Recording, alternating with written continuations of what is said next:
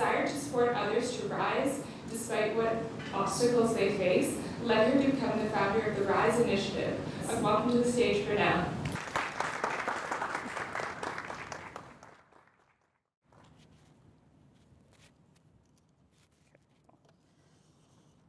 Don't think that's going to work. Okay.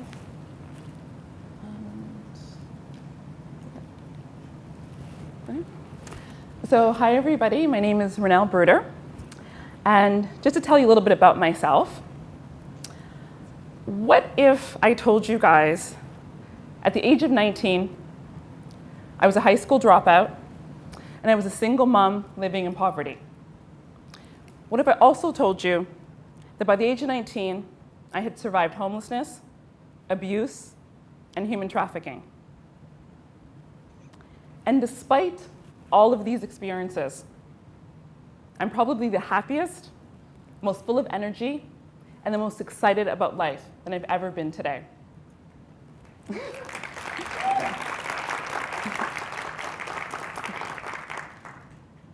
And so how was that possible? How was that possible that I went from a scared and lonely young girl to somebody who has achieved both academic and professional success? Well, I have one word for you: resilience. And so what is resiliency? There's lots of different terms, there's different ways to explain it, but in the most basic form, it's your ability to bounce back from difficult experiences. It's when you lose your job, maybe a family member dies, boyfriend dumps you. It's going through these challenging experiences, but being able to get back on your feet quickly. And so how did resiliency help me in my life? Okay, well, we have to go all the way back to the beginning. And much like Ayana before, who came up and spoke, I was born in St. Vincent. St. Vincent is a tiny little island in the Caribbean.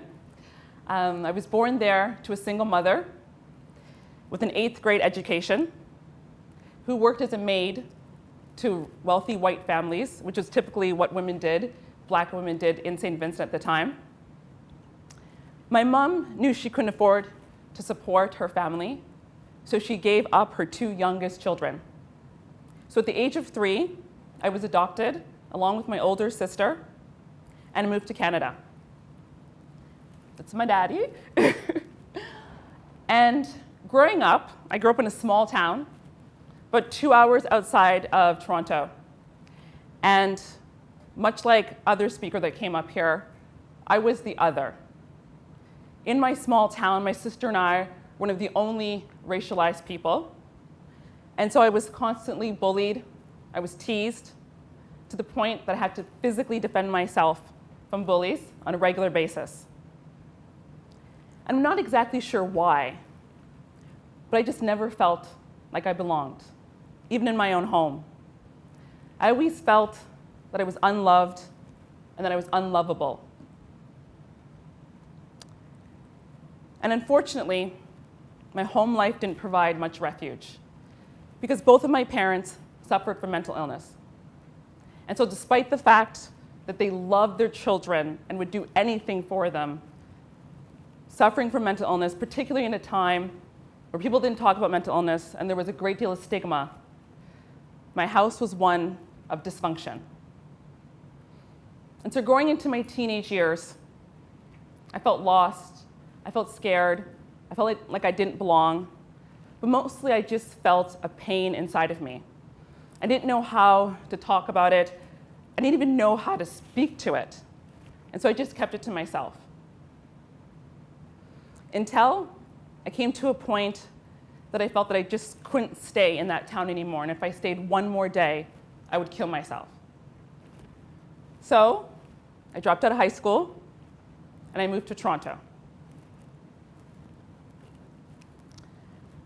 I wasn't in Toronto very long before I became homeless. I started off staying at friends' houses, staying on their couches, until I got kicked out, and then I ended up on the streets. I was fortunate that I was able to bump into other street kids, and they directed me to Covenant House. So I stayed at Covenant House for a while, and they helped me get into a rooming house type of situation. But it was at Covenant House that I met a woman that would forever change my life. She was everything I wanted to be. She was beautiful, she was smart, she was charming. And when I went to go back to her place, I was amazed to see that despite the fact that she was only a few years older than me, she lived in a $500,000 condo.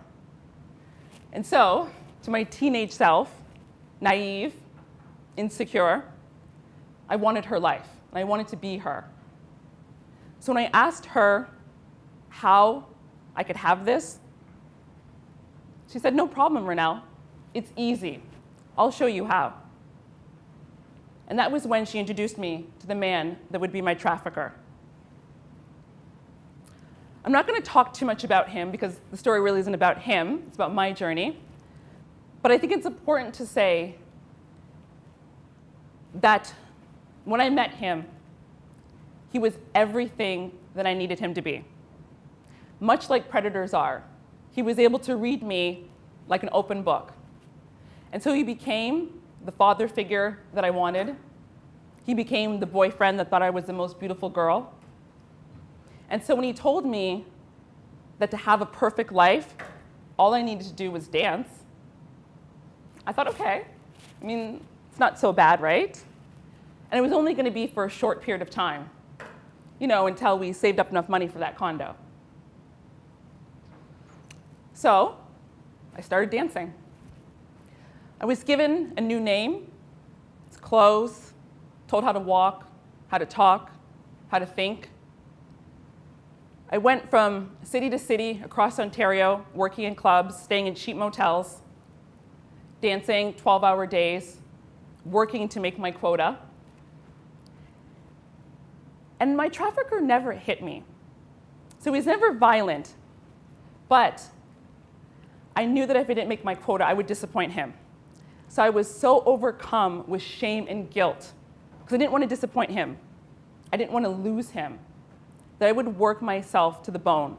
If I was tired, if I was hungry, if I was sick, it didn't matter, just to make sure I made money for him. But it didn't take long before I knew that this wasn't the life that I wanted, and I needed to get out of it. But I didn't know what to do. At this point, I was estranged from my family. I was on my own in a town where I didn't know anybody. But my turning point finally came. We went to a party one night, a bunch of us, and there, my trafficker, the man who I considered my protector, viciously beat a young woman for no reason, just because, maybe just to show the rest of us that he could. But it was at that moment that I realized that eventually that was going to be me, and I had to get out, because if I stayed, I would die. And I was fortunate that I still had some friends in my old life. So I was able to contact them, and they helped me escape. And I never saw my trafficker again. But life didn't just go exactly as planned after that either. It wasn't too long after that, I had my daughter, and her father abandoned us almost immediately.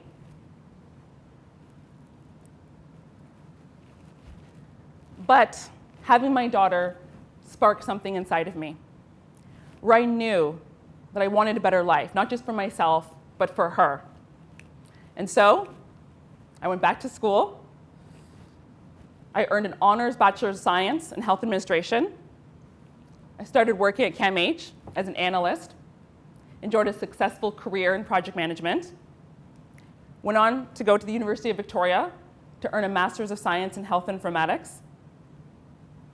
Most recently, I started my social venture, the RISE Initiative, a grassroots project to help inspire and uplift other vulnerable youth, many who have had the same or similar shared experiences as myself. And I've become an advocate most recently giving a deputation at City Hall, advocating for funding for youth after-school programming. And so, how was I able to do all this? I told you guys in the beginning, it was because of my resilience. But the thing about resilience is, it doesn't take away your problems. Because you see, I still had a lot of problems, and I still do. And I always will, because that's part of life. But resilience helps you to see past your pain, to see past your struggle. And I'm not a special person. I don't have magical powers.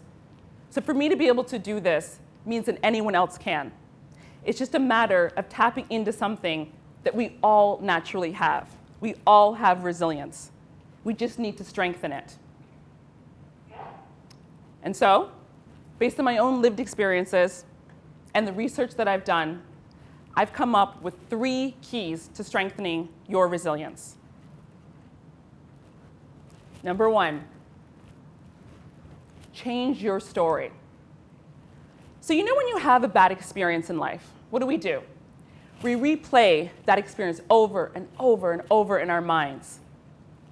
It's like a hamster on a wheel, right? You can never get ahead. But what if you changed that story? You changed that experience. So next time you remember a bad experience, find something positive in there. So when I look back at that time, when I was a teenager and I was on the streets, under the control of a trafficker, I could dwell on the fact that I was exploited, I was used, manipulated. But I don't. Because you see, when I think about that experience, what I see is the fact that I overcame it, that I'm here today, that it's become a positive experience for me. I learned something from it. I became stronger. I went from a victim to a survivor. We all have a story that we retell in our minds over and over.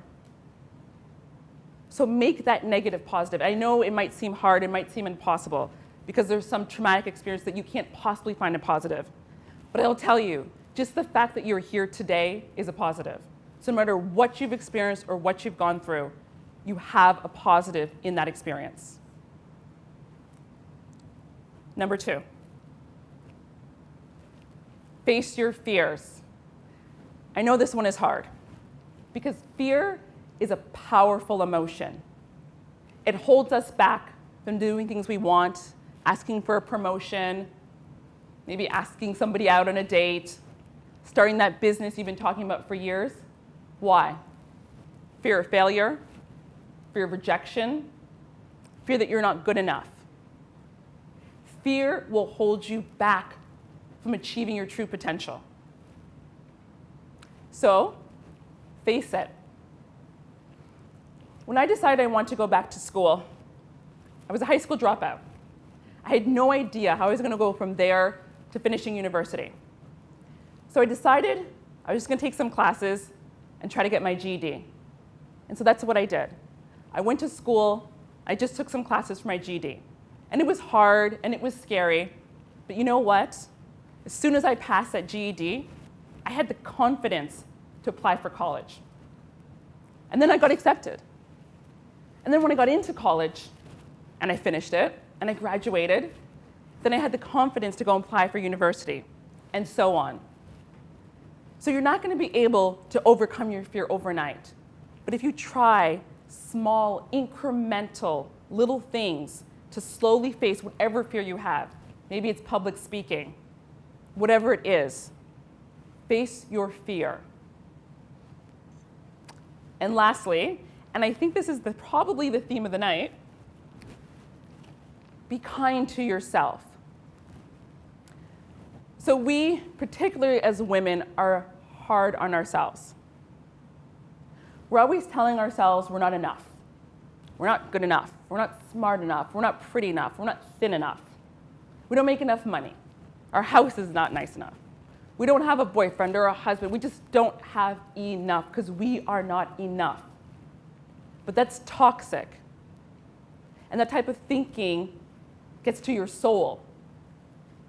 So try to be kind to yourself. What I started doing was just saying something positive. Something simple. Rhonelle, you're funny. And I would wake up every single day and tell myself I was funny. Or, I'm a good little sister. I'm a good mom. But I would tell myself something positive. And I'll tell you, probably the most profound thing that I could ever do for myself in changing my experience was to learn to love myself, to be kind to myself, to accept the fact that I'm me, I'm not you, and I'm not you. And my story is different, and your story is different. We all have different journeys. And it's okay, and it doesn't have to look the same. But that's okay, because we're unique and we're special. So try to be kind to yourself. And so I said, resilience is key. And I think when we're talking about mental health and we're talking about leadership, we need to talk about resilience. Because to be a good leader is to be resilient. To be healthy mentally and physically is to be resilient. Because life will throw things at you. We're all going to have challenges. And you may not have similar experiences that I have, but you're going to have some challenge, some obstacle, some hurdle that you have to overcome. So work on strengthening your resiliency. And you can do that by changing your story, facing your fears, and being kind to yourself. Thank you.